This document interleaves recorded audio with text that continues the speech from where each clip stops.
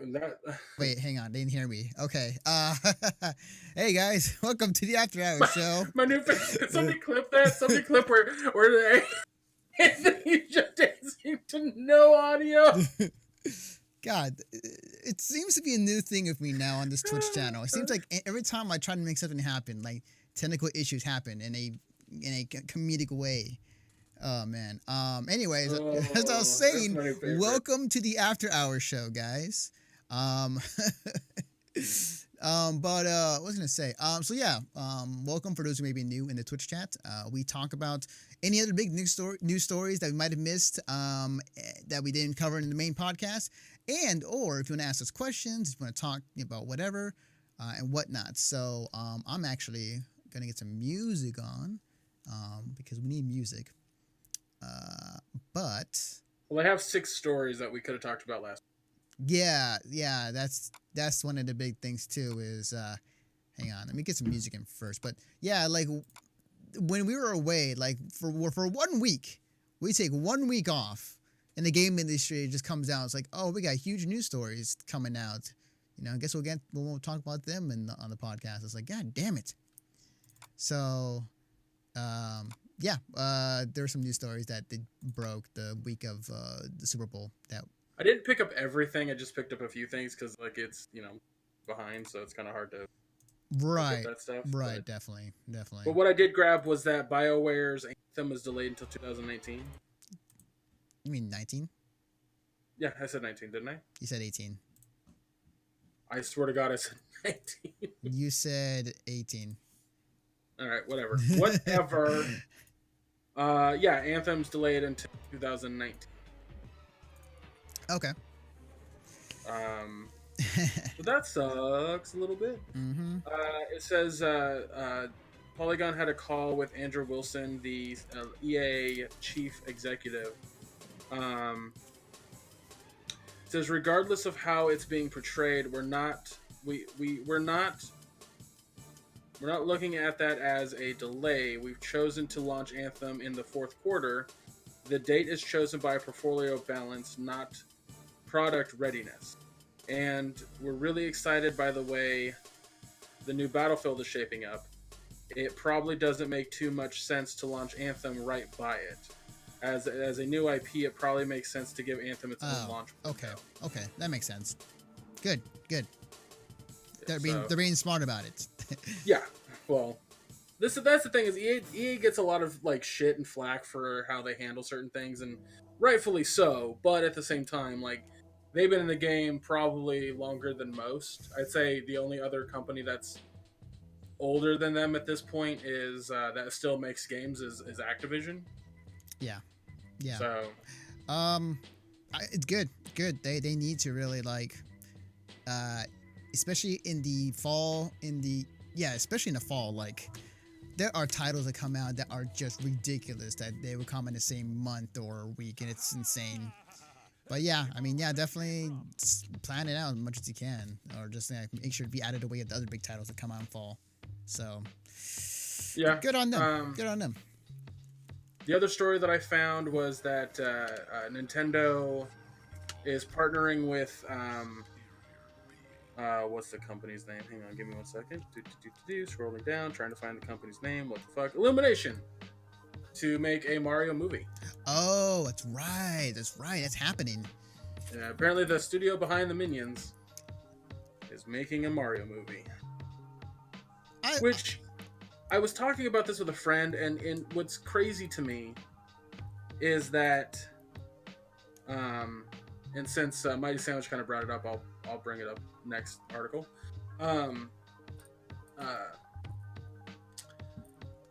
When Disney was making Wreck-It Ralph, they had a lot of issues with Nintendo about the size of Bowser. Just the size of Bowser compared to other characters. And so I wonder if Illumination is going to have the same issue with this Mario movie. I don't know. I'm curious what direction they take it. I'm very curious to see how it goes. Is Mario gonna talk? Is he gonna be silent the entire time? I'm gonna let others talk for him. Like, I'm kind of curious about that. Oh, I feel like he'll talk. I feel like he'll be. They'll get Charles Marinara. Oh, they better. They better. Charles They Marinara sauce. they better. They better. I don't want no like. And guest starring Mario is Brad Pitt. I'm like, no, don't. I mean, sure, do whatever you want, but like, it would be great if we had the voice actor who does Mario be Mario. It'd be great if we could get Captain Lou Albano. Wait, I'm sad. Yeah. No, I'm pretty sure that it'll be. Nintendo's heading it up with Illumination, so. He'll talk like he's always talking. That's me, Mario, blah blah blah blah, and then I'm Luigi.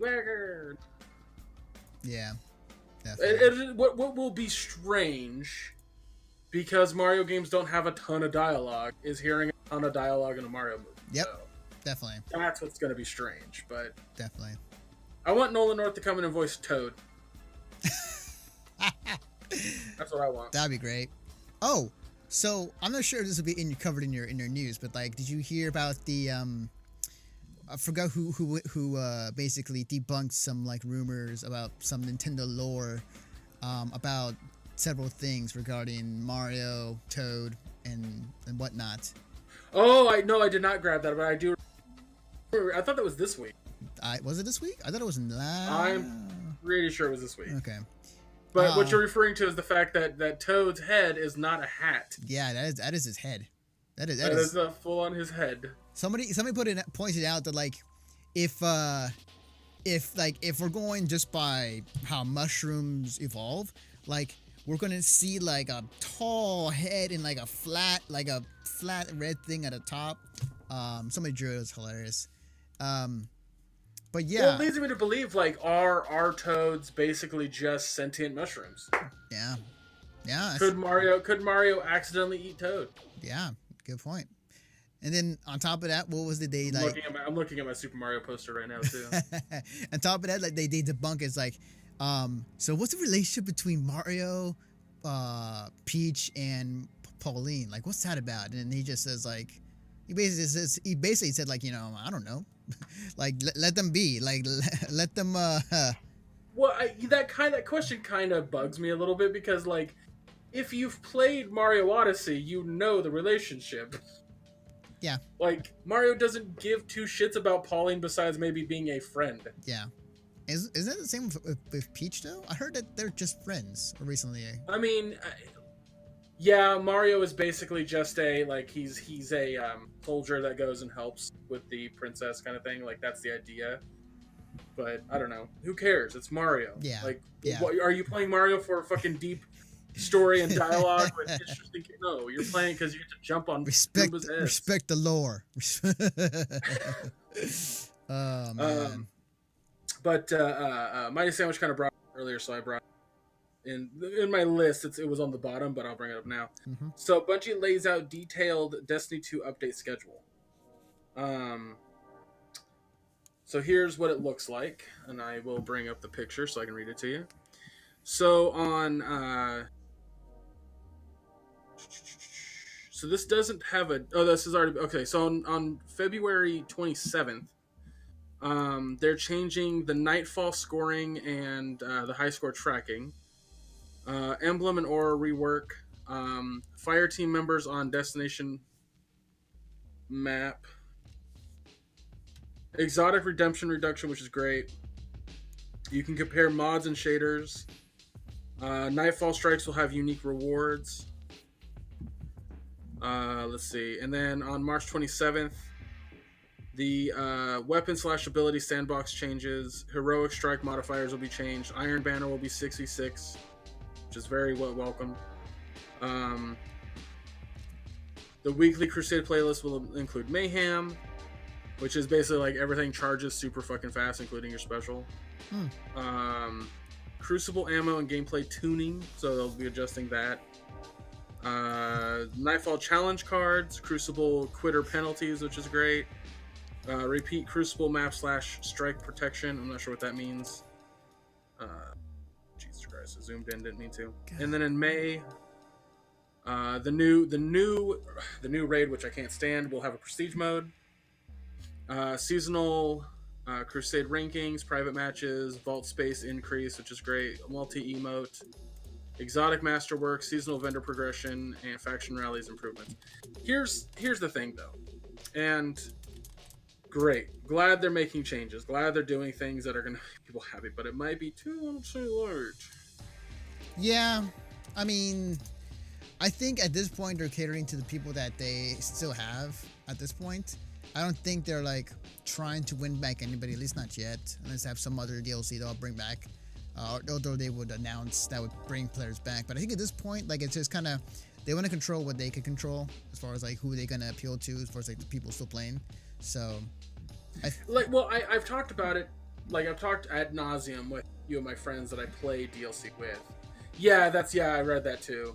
My sandwich was going to bring that up, but basically one of the guys that works at Bungie said that the May update will coincide with the new DLC. But I've talked ad nauseum with some of my friends who I've played Destiny 2 with a lot. The guys that I basically did the first raid with, the Callus raid.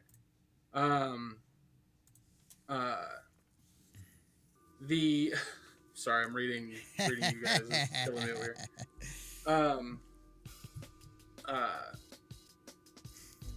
The problem with Destiny 2 versus Destiny 1 is that Destiny 2 feels almost too much like vanilla Destiny. Like, at the end of Destiny's run, it was a fantastic game.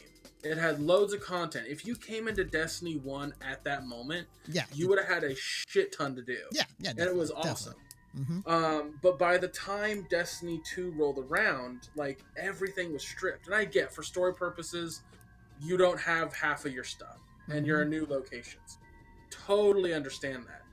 But by the end of the campaign, there should have been more to do. There really should have. I, as a casual player, didn't bother me. And I didn't really see what my friends were complaining about, who had put hours upon hours upon hours upon hours into Destiny 1. Even during vanilla time. But I totally understand and see what they're talking about. Like, some of the big Destiny streamers have started trying to distance themselves from Destiny because there's just nothing to do in Destiny 2 after a certain point. Yeah, it's I'm hearing the same thing regarding the same issue they ran into with Destiny 1. It's the same issue with Destiny 2. Like, at the intel, at the end of the Destiny 2's life cycle, if you're coming in fresh, you can have a ton of content to play. That's awesome. But, like, it was the issue of not putting out enough content when the game is out at the time when people are playing it, and that's been. It's kind of weird. It's kind of weird to hear that they made the same mistake twice. Like, that's essentially what it is. Yeah, they essentially made the same mistake twice, and people are not happy with it. Like, they're. Sorry, I need to go get water soon. They just. I think after some time, like the same amount of time that Destiny 1 had, it'll be a better game. But at this point, are people going to give Destiny 3 a second chance, like a third chance? Like, I came into Destiny 2 really excited because I was like, everything that I had heard about how the game was going to play and how big it was, I really had high hopes. And I really do feel there's a lot of good content within Destiny 2. It's just the game caters to the casual audience. Yeah, and it's. I agree with you, Mighty Sandwich. I agree with you. I think what more so what I'm getting at when it comes with what I'm talking about is that let's take the raid group that I have, right? Okay. 3 of the people in that raid group play video games all the time because they have a ton of time to just dump into Destiny 2. And they were leveled up at max levels long before everybody else. However, the other 3 people, me included, don't have that kind of time. We just don't have that kind of time to dedicate to grinding. Yeah. This is the hurdle steep that I'm having with Monster Hunter right now. I just don't have the time to dump into it like everybody else. But with that being said, everybody was able to get up to raid level very quickly. Everyone was able to do what they needed to do in the game very quickly to get to the max level. Mm. It wasn't difficult for the casual player to get strong in that game, whereas in Destiny 1, it was. Right. In Destiny 1, you had to grind in specific ways to level that up, to level your character up. Whereas in Destiny 2, it's not the case. It's super easy. So that's the complaint that I'm hearing. I don't think Destiny 2 is a bad game by any means. I think it's a bad post game. Yeah.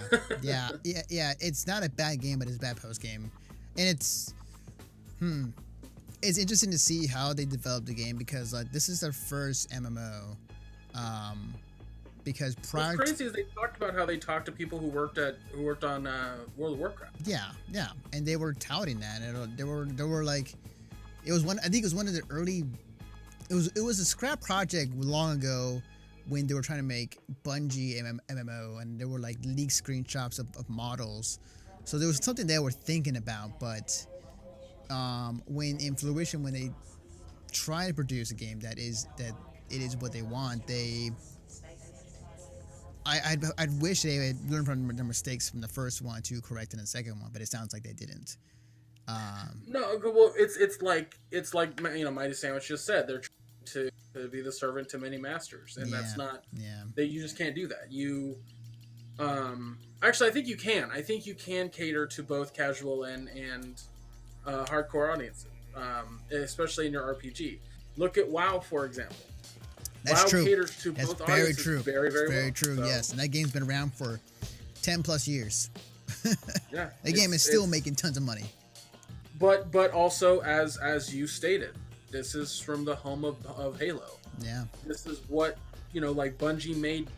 Bungie's games, even before Halo, were not what Destiny is or what it tries to be. And I think that they have trouble making that work. So. Yeah. But yeah, I think Josh and Villa are having a whole conversation, and it's fascinating to see. Right. It's it's interesting to see what evolves in the Twitch chat. That is our channel during the after hours segment. I was gonna say. I mean, I'm still giving them a chance. I'm still gonna get the new DLC and stuff like that, because I think this shit's fun, man. Like I'm yeah, I mean, play what you play. Like play what makes is fun for you, regardless of what happens. Although, like, I also play a lot of different games in general. Like I'm not. Yeah. I don't right now. I'm like, no joke. I wish I was joking when I say this, guys. Like, I've been playing Overwatch, Dragon Ball Fighters, Celeste, Mercenary Kings, Monster Hunter World, Kirby's Battle Royale, and Splatoon 2. No joke. I've probably played all those games I just listed off in the 2 weeks. Yep. So, yeah, there's a lot on my plate. So, like, Bungie, Destiny, my opinion, being a stronger casual game than hardcore game, I'm totally okay with. But we'll see. We'll see how it goes. So the other story that I wanted to bring up that I thought was fascinating was actually it was announced that the live stream is going to happen after the Super Bowl. And do you know who? What the hell's his name? Green Skull. Dan. No, I don't. Green Skull is a YouTuber who's been around for a long fucking time, but he did primarily Halo videos. Mm-hmm. And now he's been kind of hired by Microsoft to do exclusive Microsoft videos. Right. Okay. Kind of. It's weird. He has a weird deal. But anyway, he was basically the first to stream on Mixer, exclusively on Mixer, a brand new game being developed under the Microsoft Studios umbrella, called Not My Car. I think I've heard of this. The best way to describe Not My Car is PUBG mixed with Twisted Metal.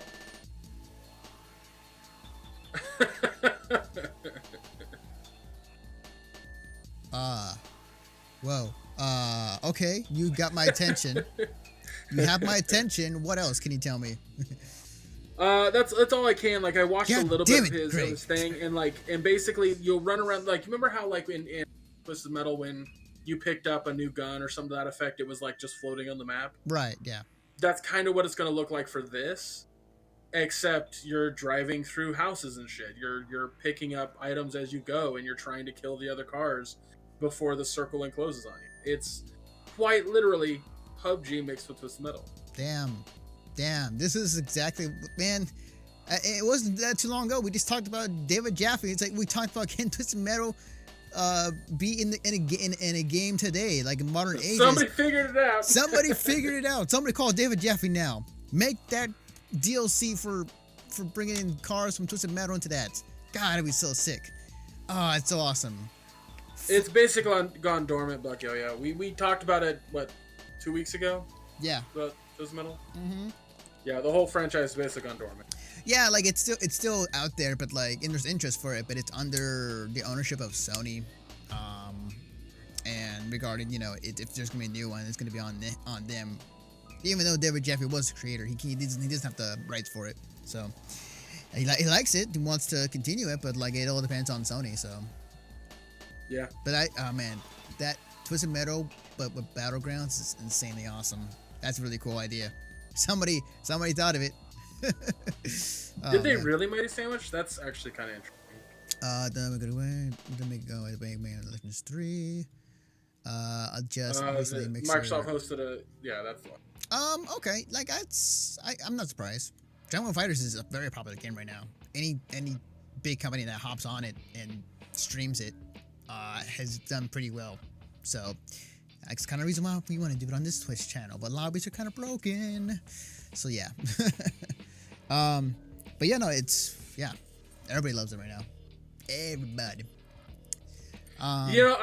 We've discussed that too, Mighty Sandwich, about when the Battle Royale bubble burst, because it is extremely popular right now. Yeah. I would give it another year. Oh, I give it longer than that. For really? Sure. Yeah. I think once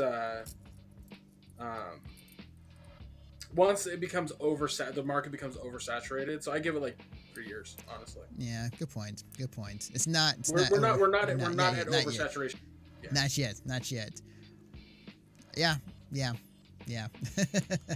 Yeah. So we'll get there. Don't worry.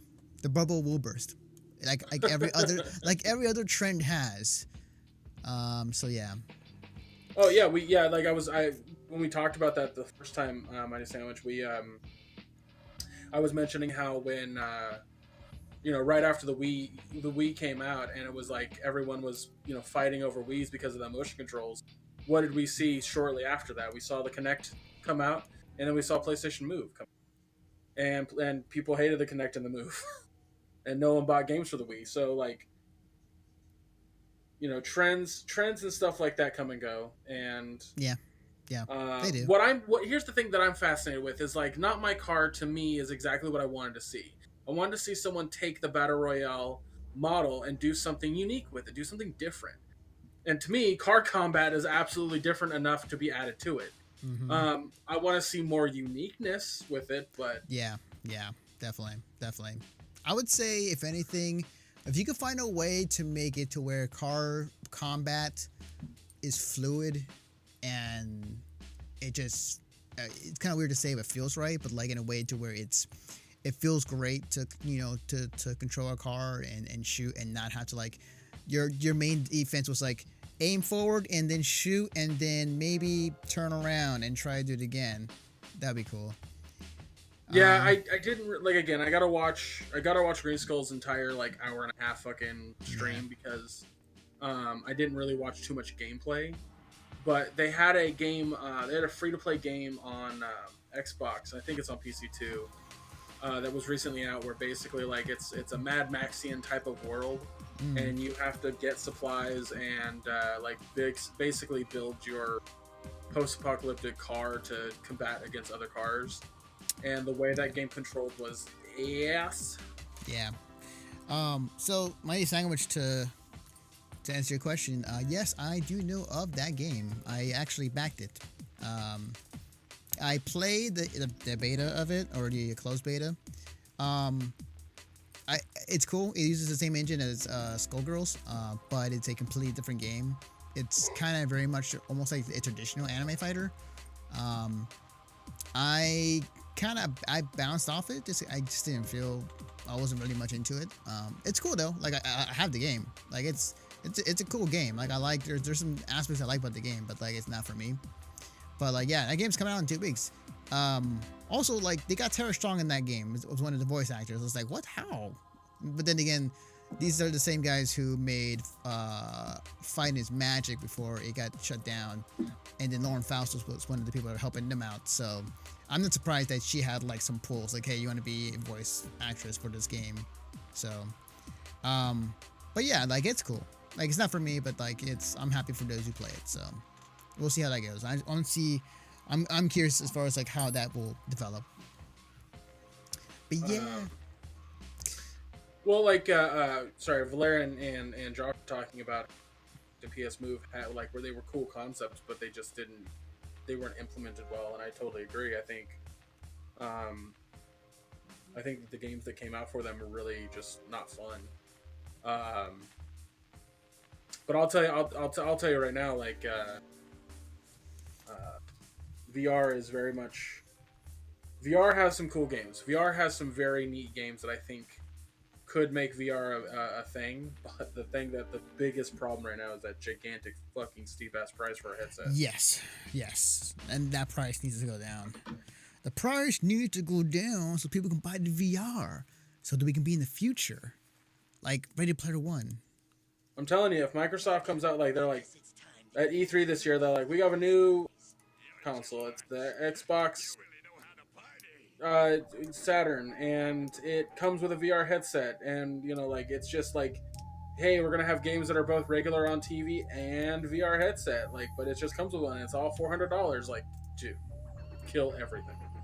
They will kill everything. They could. They very well could. It won't happen. There's a pipe dream at best. Yes, definitely. Give me 1 second here. I'm just gonna present this. I'm gonna present this without any context. I just saw it on Twitter, and that'd be a good laugh. Sorry, that wasn't it. That wasn't the joke. That wasn't the joke. Sorry, that wasn't the joke. Oh, I feel a little dizzy. Okay. No, that wasn't it. That wasn't it. I saw this on Twitter. I just saw this on Twitter, so yeah, the joys of TKO.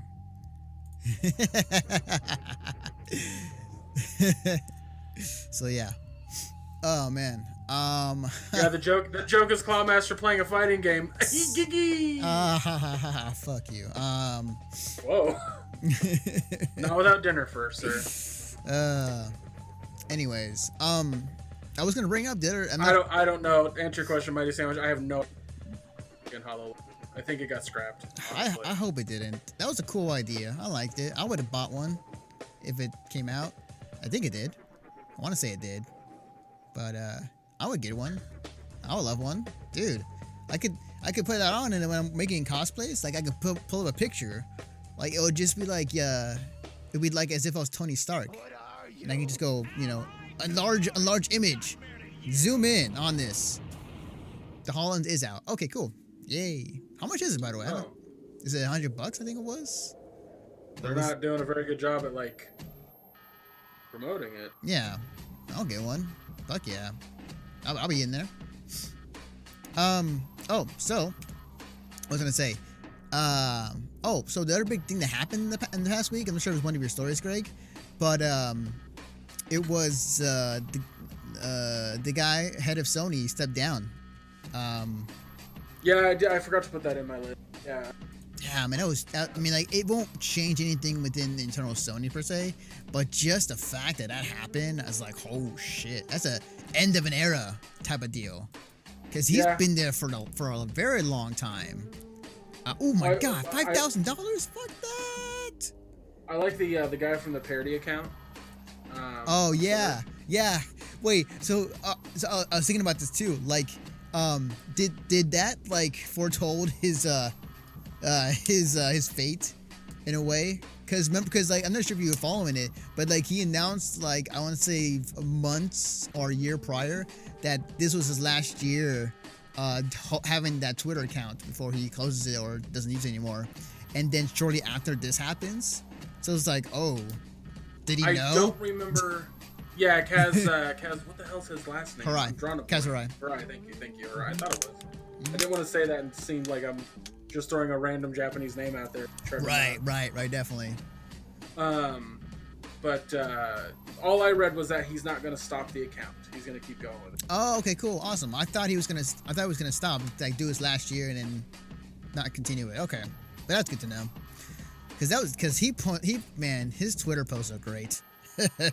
Like I love it when he roasts other companies, especially during E3. It's awesome. Just love it. Yeah, it's a fun account. Mm-hmm.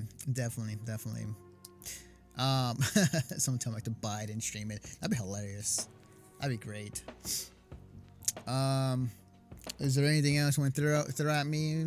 There is a new Mario Kart game coming to iPhone, shit, that's right. That's right. Mario Kart's coming to phones. I think that will sell well. I think it depends on how it works though too. Like I wonder if it's gonna do well. I don't know. I'm pretty sure it will do well, but it's regarding the connection wise, depending on your cell service, you may be disconnected or reconnected. I don't know. Regarding that, but man, that's gonna make a lot of money. That's gonna be oof. I was kind of like I said, if it comes out, it has. I think I've maybe talked to you about this, but if it comes out and it has like 3 characters available, like Mario, Yoshi, and I don't know, Princess, Princess Peach. Yeah. And then like all the other characters are like $2 a piece. Like, yeah, it's gonna make a lot of money. That's gonna be. Yeah, I can see it. The only other thing that I had written down was that Red Dead Redemption 2 is delayed until October. Yes, I remember hearing about that. October 26th. What was the original date? Wasn't that an announced date though? Wasn't a delay? The original window was spring of 2018. Oh, right. I forgot what the reasoning for it, I think, but yeah, they announced it that it's going to be coming out this October. And they basically said like, sorry for the delay, but here's the reason that we had to delay it was because we want to make sure this game is quality. We want to make sure this game is top notch, and the only way to do that is by not allowing it to be in the public yet. So yeah. Sorry, you're not wrong in Salmoner. Like there's on a lot of people's Game of the Year lists for Red Dead 2. That game is that another mythical game too? Would we put Red Dead 2 as like another game that's been like in long production, or? I wouldn't. I mean, it takes Rockstar to make a good game. It takes like every 6 years, I want to say. Yeah, good point. Good 5 or point. 6 years, so. They could have really ride the coattails off the GTA Online, because they've been getting a lot of money off of that alone. But no, they made another game. So, and this is.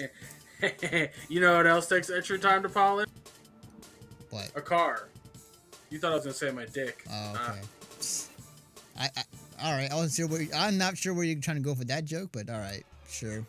What I will say actually is, was this be the first game that is not gonna be that I forgot his last name, but Benz. So they had this guy named Benz where he would help make GTA's finish on time, because like whatever is happening at Rockstar is like not completely as people may think in the outside. Like it is pretty fucked up and just kind of whatever in the inside. And Benz was the ones able to kind of rear it together and like able to help get it done. So I'm wondering if this will be the first game without him. Shrugging the hell out of my shoulders because I have no idea what you're... Okay, all right. No, that's cool. We'll find out. But a lot of people are really excited about that game. Really excited about Red Dead 2. So. Do you guys want to see a funny meme before we go? Before we go, what? You want to end it now? No. That sounded like you were trying to end it. No, I didn't. No.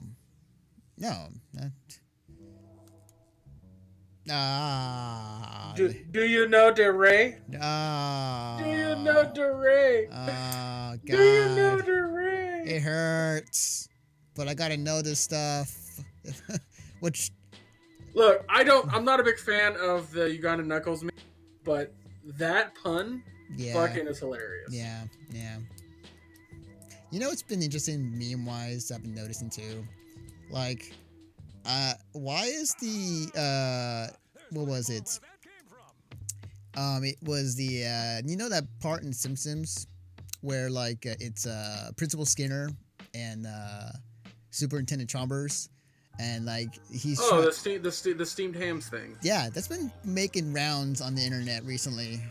I don't know And I why it's have no become. idea why. I don't Yeah. know why, but okay, it's like the next meme now. So that's been popping up. So I'm just like wondering how that happened. But it's funny. Don't get me wrong. I think it's still Yeah, funny. if anyone has an explanation, here, Yeah. I'm just gonna know your memes. What the hell am I doing? Yeah. Just explain to me. Explain to me what's happened with that. Oh man. No, your meme. What I will say though. There's a reason for everything. There's a Yeah. There is a reason for everything outside of what they say in religion. This is the first image I see on the site. So we get it on screen here. It just says, yeah, it's. Sonic talks to old people. Oh, that's great. That's funny. That's awesome. That's legitimately funny to me. Yeah. Oh man. Let's see. So while you look that up, I'm excited for tomorrow night because it's going to be the first night where Monday Night Blockbuster, for those who know, the Skullgirls online tournament series, which I hold on this Twitch channel, will be the first night that is going to be officially sponsored by Matcherino. So I am super excited. Oh god, it's so awesome. So that's gonna be fun times.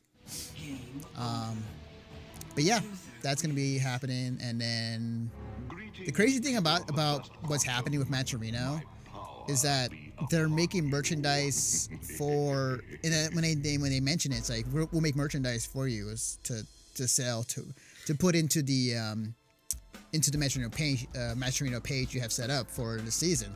And I was thinking like, oh, so you're gonna give me Matcherino licensed gear, right? It's like, no, we want to make merchandise off of Monday Night Blockbuster. I'm like, oh shit. So I gave him some designs and see if it works. But one of them, I really hope, if it does work, I'm gonna make a series of them. It's also something I mentioned a while back that people wanted to see, and people wanted to say yes. It was the universal yes. So I'll show you guys in a minute. But what is the conclusion, Greg? Well, it's kind of a big thing. So there's the origin, which it just kind of talks about like the episode and what it's about and that kind of thing. Right.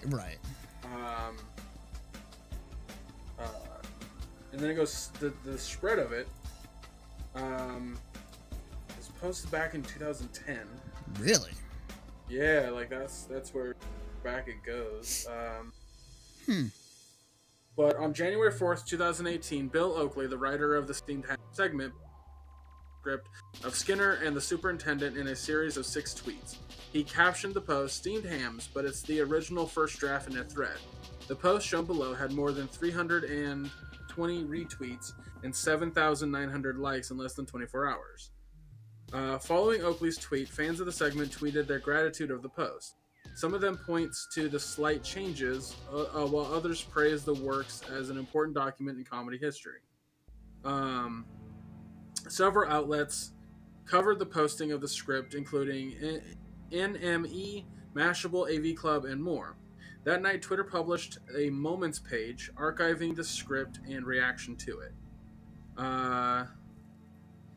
And then it just blew up from there, man. Wow. That's kind of nuts. You got Okay. remixes, you got like all kinds of shit. Yeah. Just did. That's crazy. All right. That's good to know. It's good to know. Also, here is... Do I have it? Oh, wait. Oh, here it is. Oh, I gotta... Hang on a minute. I gotta resize this. Because you can see the hand.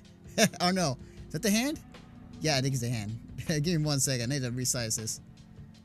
Hang on. It's gonna enter your screen in a second here. It is really big, so I had to make it big. to send it to him for print wise, but there we go. Well, yeah. Let me do a little smaller. But imagine this on a white T-shirt. But basically, it's the silhouette of Squiggly doing her level 5, and it says one stance charge, 5 meters, the notation, and then the name of it. So, I know I asked this.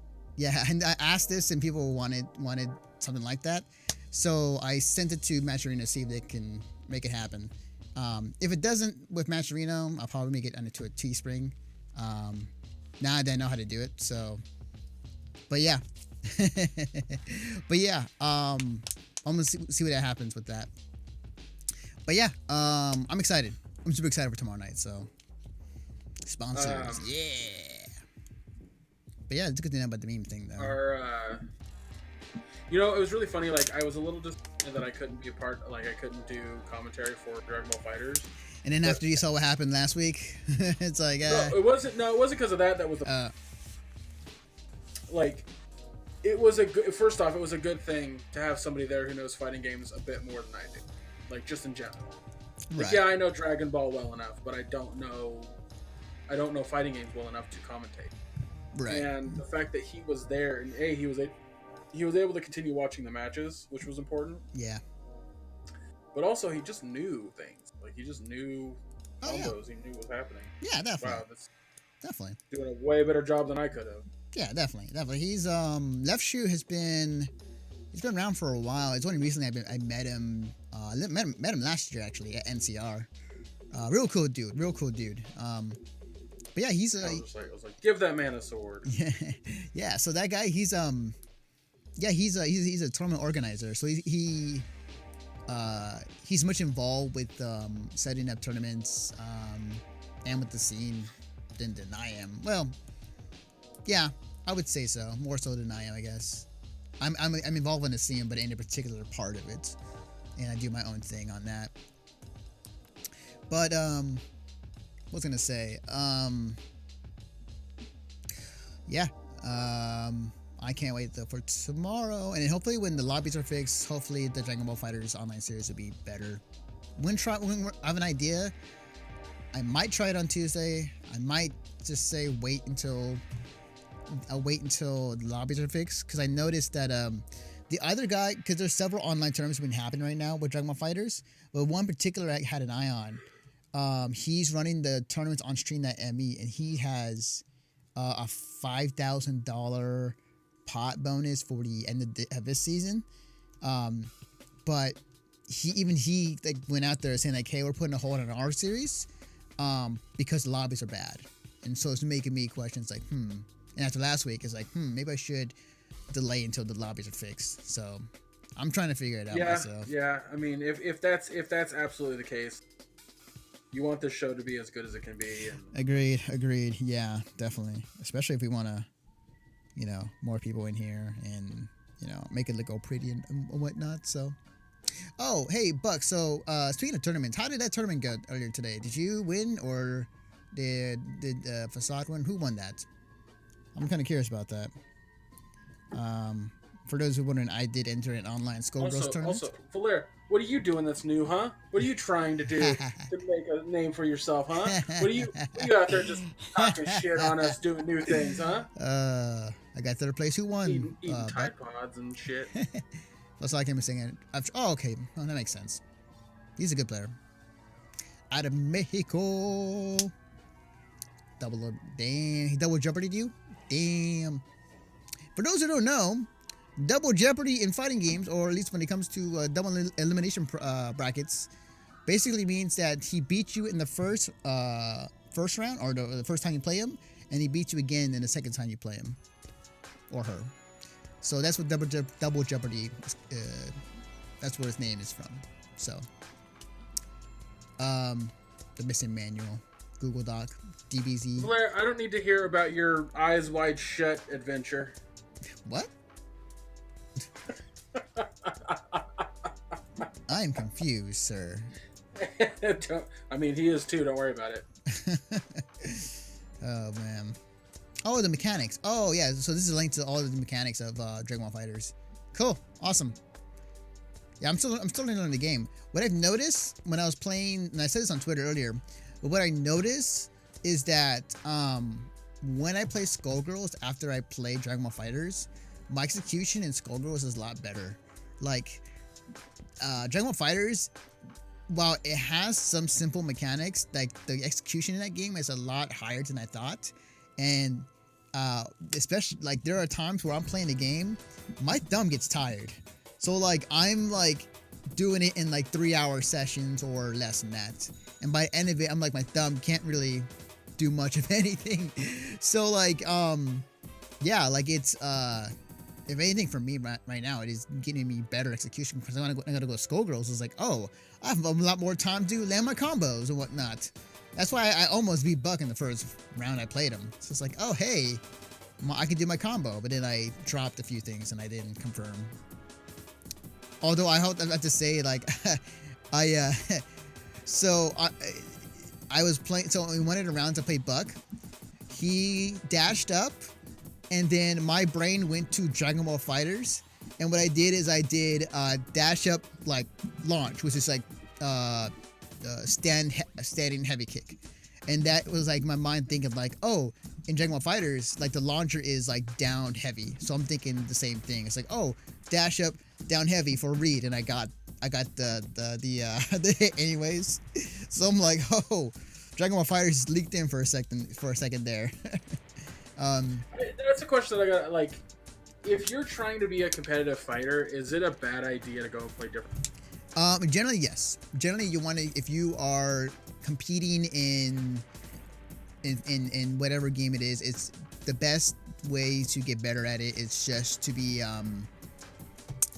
just do one game, so that you can do whatever you want outside, come back, and then like That's gonna suck a little bit though if there's a new fighting game that comes out that you play. Well, yeah, like I can still play it casually. Like it doesn't mean I'm just completely stop playing the game just because I want to play another game. But like that is something that most often than not players nowadays don't do as much. They'll play other games, but then they'll choose which ones they want to be competitive in, which ones they don't. And the danger of playing too many competitive games is that you're not given enough equal time to each one, or not enough time to be as consistent or as good at it, versus the one or two. That's why for me, like for a long time, I was playing Skullgirls. I was like, I love this game. I'm gonna, be competitive in it. And I was always thinking about, man, it'd be cool to have a second game to kind of bounce off of, just to back and forth when I need a break. And Dragon Ball Fighters is that for me. Now this is my first time bouncing to 2 games, but it's definitely a good idea to keep it to like 1 or 2 minimum, 3 if you can do it.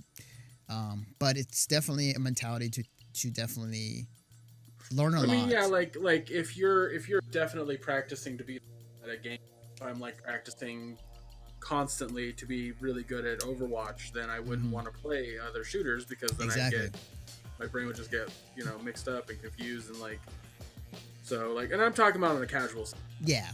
And there's even like with some teams, like I forgot who it was, but like there was a team that was that was training specifically for Dota 2, and in their contract stipulate that they cannot play any other game, so that their main focus is on Dota 2. That would suck as hell for me. Like that would be torture. Yeah.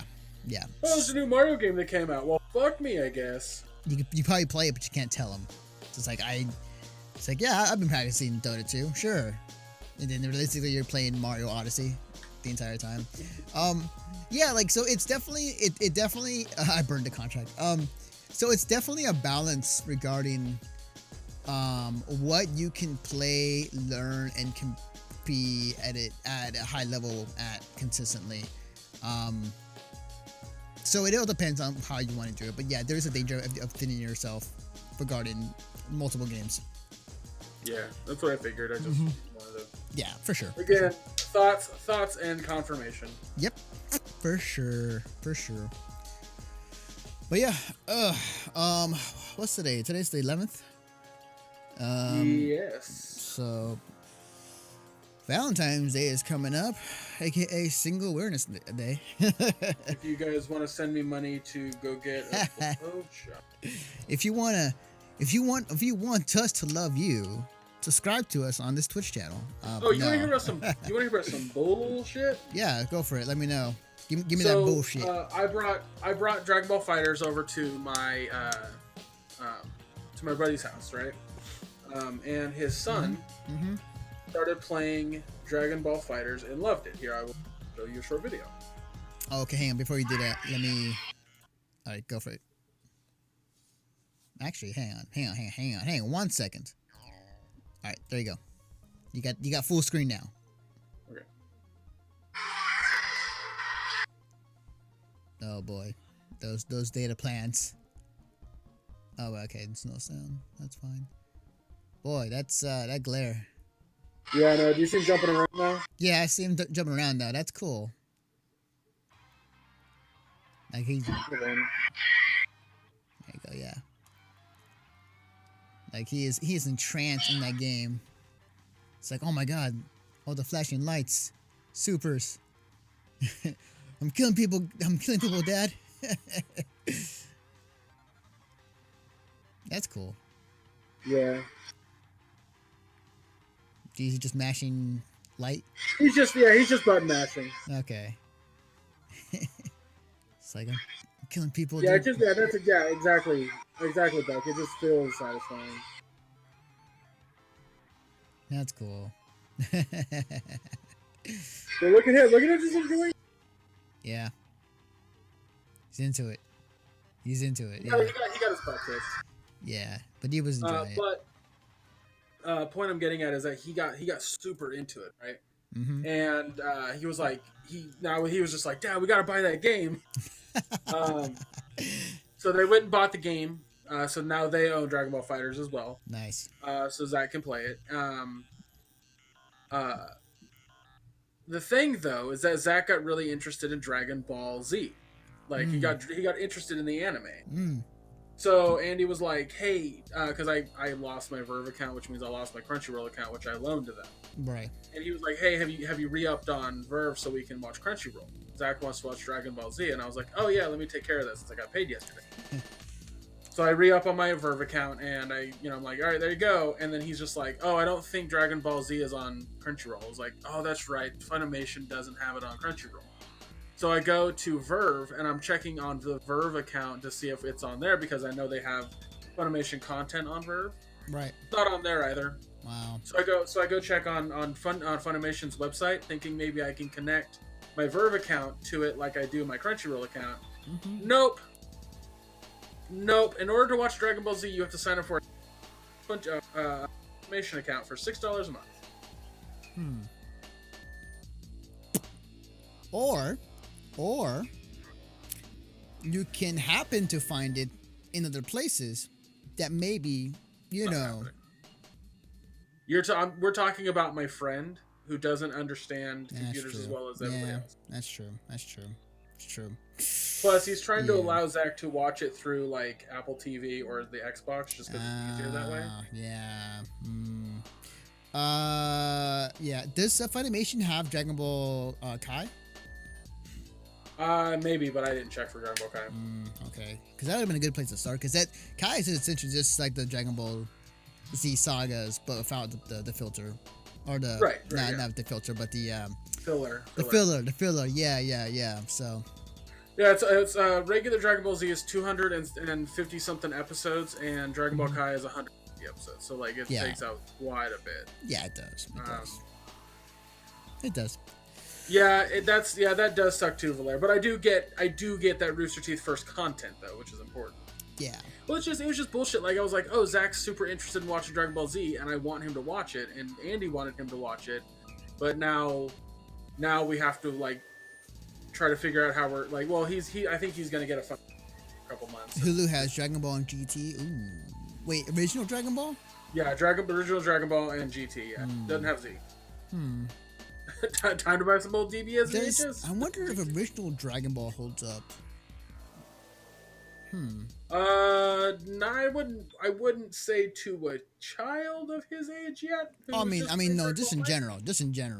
Like, if I were to go watch Dragon Ball, like I think it does. I think it's really funny. I mean, it's old anime styles. Yeah, that's true. That's true. Like, speaking of that, like Devilman Crybaby, I was like, oh, I wonder what other Devilman things there are, because like in Devilman Crybaby, you see a TV in the background that's playing old 70s Devilman. Nice. That's sick. So I was like, I wonder how much there is, not realizing that there's a ton of Devilman. Mm-hmm. But like upon looking at the original artwork and anime for the original show, I was like, wow, that's classic anime right there. Yeah. Okay. Just a thought I thought of. Just a thought. No, the only two places, guys, that I saw to legally watch Dragon Ball Z was Funimation with the $6 a month account, or literally buy whole seasons on Amazon. Yeah. Gotcha. Yeah. But again, yeah. Anime's fun to watch. Big dumb anime fun to watch. I like Andy loves anime. Like he's been trying to get me to watch High School. Ooh, High School of the Dead. No, High School DD. I can't stand High School. Oh, High School DxD. Yeah, I've heard DD. Not, you don't pronounce the X part, but oh, okay, yeah. Whatever. I mean, he's been trying to get me to watch that 1,001 times, and it is genuinely funny. There was actually a moment, like in the third episode, that reminded me of an old anime I loved back in the day called Golden Boy. Oh, yeah. Yes.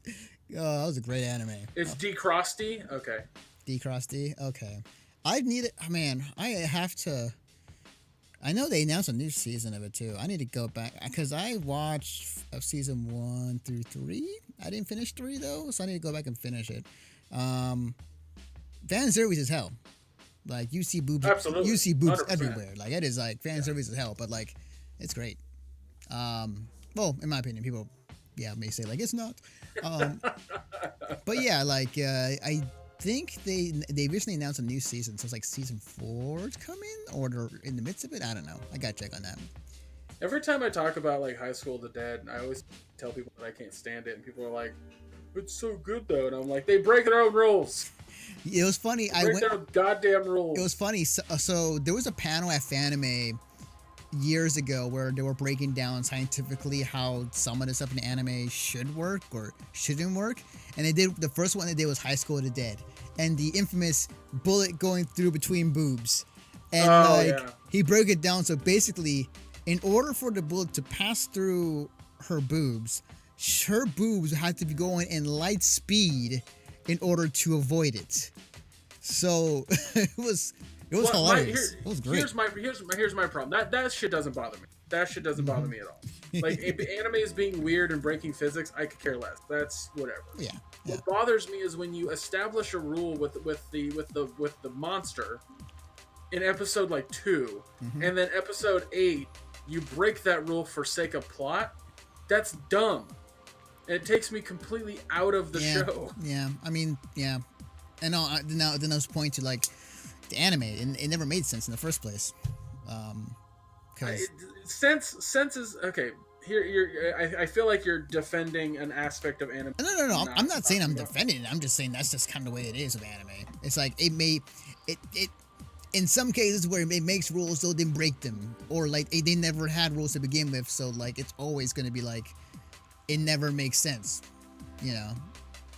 When I say I've never watched an anime, Anthony, that made a rule within its own universe and then broke that rule later. I've never seen that. Like, the zombies hear a fucking like pin drop. Like, they hear very low noises and attack it. And then later, like episode 8, they could care less about a noise. Like, there's a noise that they should be absolutely attacking, but they don't care. Anime. They don't make sense. Stop it. That's the whole well, I'm not defending it. I'm not defending the fact that it is. It's the fact that anime never made sense to begin with.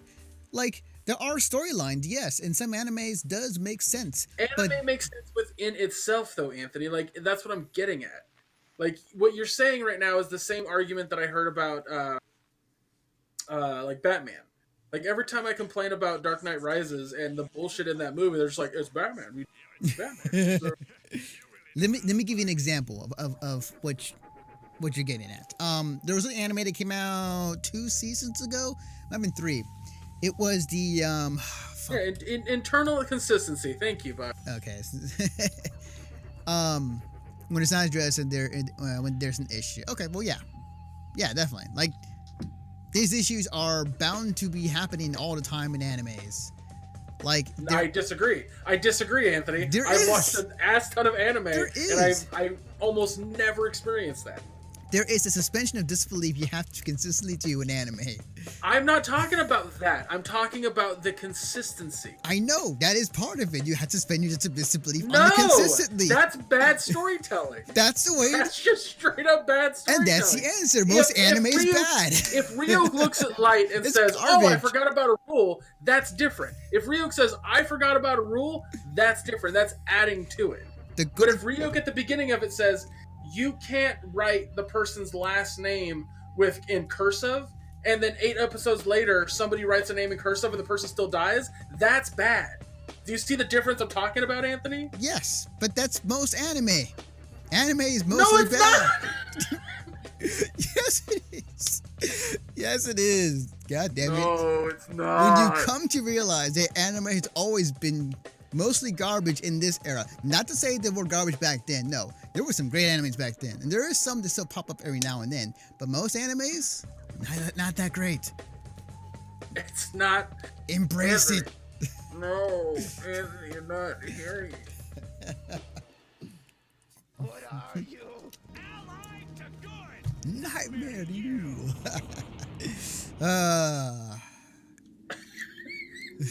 Yes, I agree with Buck. Let's do it. Go for it. I don't care. Like, look, I love anime. I watch a ton of anime when I can, and I don't care if it's bad or if it's good. I just like what I watch. So, and then there are arguments where it's like, that makes total sense. And sometimes, like, if people wanna like Hunter or High School of the Dead, go ahead. I'm not saying you shouldn't like it. Yeah. I'm saying I don't like it because of the inconsistency with the storyline. Yeah, that's fine. That's fine. I would say an example of what you're saying would be me getting upset at the ending of My Little Sister Isn't This Cute, because this whole plot line in that anime was that obviously, so the brother and sister was like a love triangle between him, and like other girls in that series. Obviously, the brother and sister are not blood related, so that all works fine, yada yada. But what got me angry was that, like, they were going on a path to where, like, oh, so are they going to become together? Are they getting married? Is that the path that this anime is headed towards? And at the very end of it, it was like they basically said, yeah, let's, it was just to experience, or it was just for fun. Like, because along the way, the guy, like, dumped several girls, and, like, they were hurt by with the choice he's trying to make. And it was all just for the sake of, the sake of being with his sister. That, I don't know, yeah. Like, just thinking about it just makes me angry. But, like, yeah, it was basically they were trying to do one thing in the story, but ends up not being it at the very end after everything that has happened. So it's like, what was the point of that? So what I'm gathering here, Anthony, is you don't like bad consistency either. Yeah, that's what I'm saying. At times, yes. When I'm really into it, yes. Otherwise, I don't care. But, like, when I'm into it and, like, when it happens, it's like, yeah, it's like, fuck, why? How are you not into something you're watching? My mind is an enigma. Oh, I'm aware of that.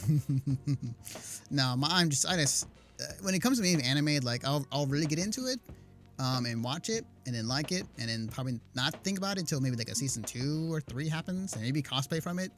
But, like, when it comes to, like, inconsistent things, like, if I'm not really into it, I don't particularly care. I'm just here for the ride. But if I'm really into it, and it's like, that's the thing I see, it's like, this doesn't make sense. Why isn't this happening? Why? There's a plot hole in this. I don't get it. So, yeah. Again, my entire thing, my entire problem with High School of the Dead is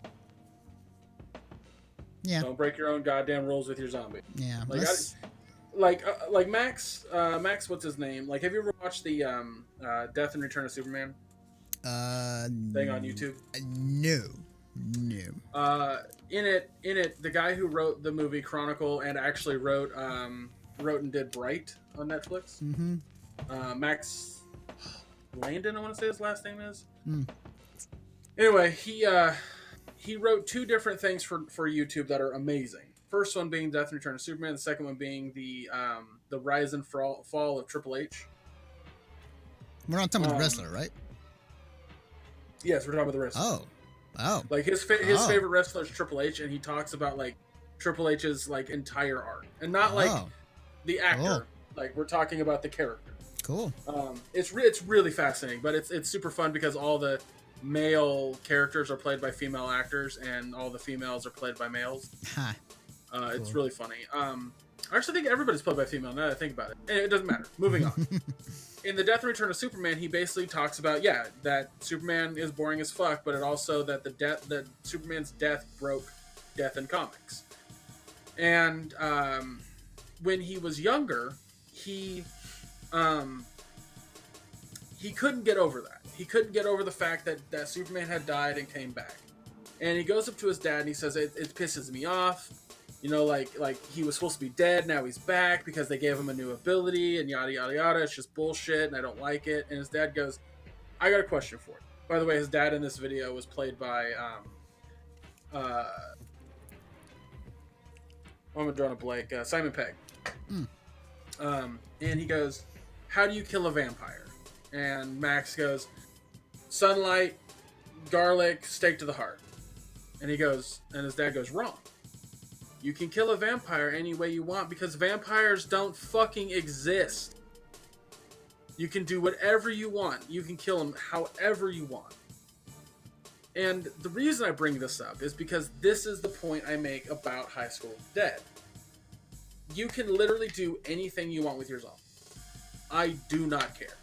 Like, you want to write a story where all the zombies are super fast. You want to write a story where zombies are mutated. You want to write a story where zombies are desk workers at a job. You want to write a story where zombies are pets. I don't care. However you want to write your zombies is fine by me.